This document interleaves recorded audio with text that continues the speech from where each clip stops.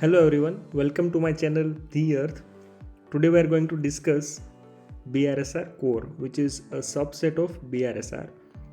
And BRSR Core primarily reports on 9 KPIs. Let's discuss all the KPIs.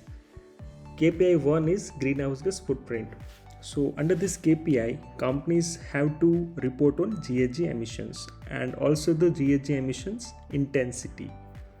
Second KPI is the water footprint. So what is the water consumption, what is the water footprint, etc. has to be reported under this KPI. Next KPI is the energy footprint. So what are the sources of energy consumption, what is the energy intensity, so which has to be reported under this KPI. Next is the embracing circularity. So what are the various type of waste, how much is the waste recycled, etc. is reported under this KPI. KPI 5 is the enhancing employee well-being and safety. So companies have to report that how much percentage of revenue they have spent on this employee well-being and safety.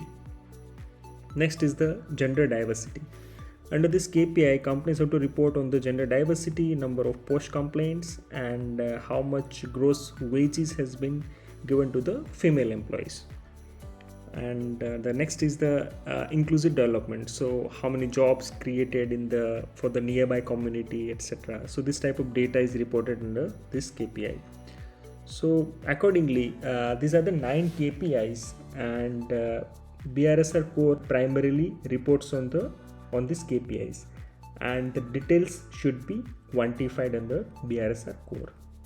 Moving on, as per the SEBI's guideline, reasonable assurance is to be conducted for their BRSR Core, and by 2023-24, top 150 companies have to get their reasonable assurance done on their BRSR report, and this number is increasing for the upcoming years.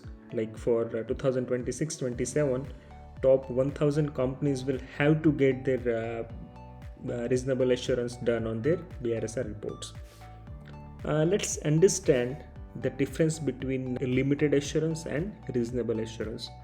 So limited assurance involves a more limited scope of work and provides a moderate level of confidence.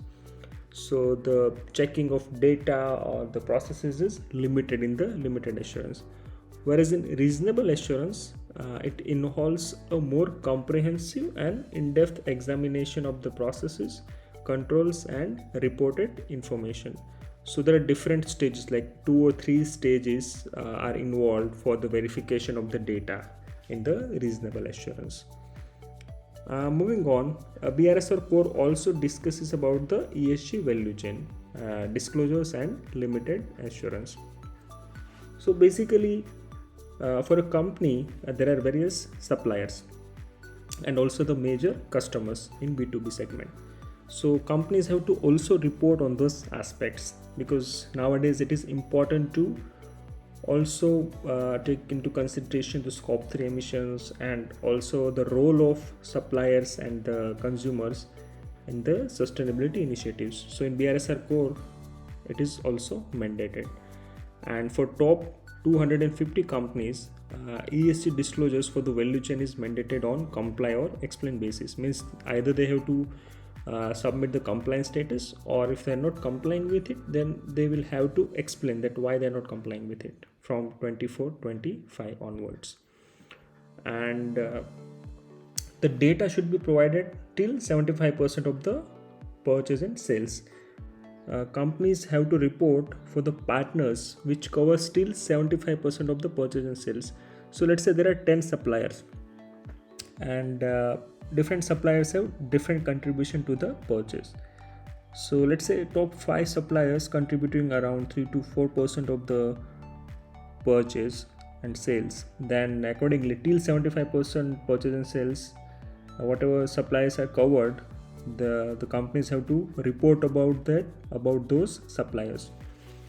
And this disclosure should be part of BRSR Core as a part of annual report. and the companies have to obtain limited assurance on a comply or explain basis from financial year 25-26.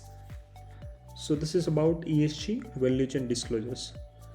So thank you guys for watching this video. See you soon.